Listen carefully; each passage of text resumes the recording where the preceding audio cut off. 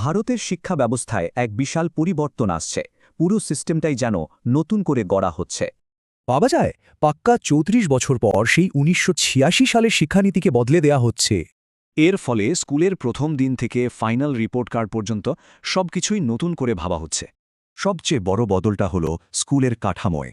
পরিচিত 10+2 সিস্টেমের জায়গায় আসছে 5+3+3+4। আগের সিস্টেমের সমালোচনা হতো মুখস্থ বিদ্যার ওপর জোর দেওয়ার জন্য। আসল বোঝার থেকে মুখস্থ করাই ছিল মূল। আচ্ছা, এই নতুন কাঠামোটা ঠিক কেমন? এটাকে 4টে ধাপে ভাগ করা হয়েছে। প্রথমে ভিত্তিস্তর, যেখানে 3 থেকে 6 বছরের বাচ্চারাও এবার ফর্মাল সিস্টেমে আসছে। পড়াশোনা হবে খেলার মাধ্যমে। এরপর মধ্যম স্তরে ছাত্রছাত্রীরা কোডিং বা ইন্টার্নশিপের মতো বাস্তবমুখী দক্ষতা শিখতে শুরু করবে। আর মাধ্যমিক স্তরে এসে আর্টস, সায়েন্স, কমার্সের মতো কোনো নির্দিষ্ট ভাগ আর থাকছে না। মানে এবার একজন ফিজিক্সের সাথে ফ্যাশন ডিজাইনিং বা কেমিস্ট্রির সাথে বেকিংও পড়তে পারবে। আসলে মূল লক্ষ্য হল ২১ শতকের জন্য প্রয়োজনীয় দক্ষতা তৈরি করা। গুরুত্বটা এখন মুখস্থ করার উপর নয়, বরং কিভাবে শিখতে হয় সেটা শেখার উপর দেওয়া হচ্ছে। আরেকটা বড় ব্যাপার হলো অন্তত ক্লাস 5 পর্যন্ত পড়াশোনার মাধ্যম হবে মাতৃভাষা বা আঞ্চলিক ভাষা। তাহলে প্রশ্ন হলো, এই নতুন ব্যবস্থায় ছাত্রছাত্রীদের মূল্যায়ন হবে কিভাবে?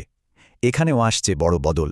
এই দেখুন, এটাই নতুন ব্যবস্থা, 360 ডিগ্রি হোলিস্টিক প্রোগ্রেস কার্ড, মানে একটা সামগ্রিক মূল্যায়ন।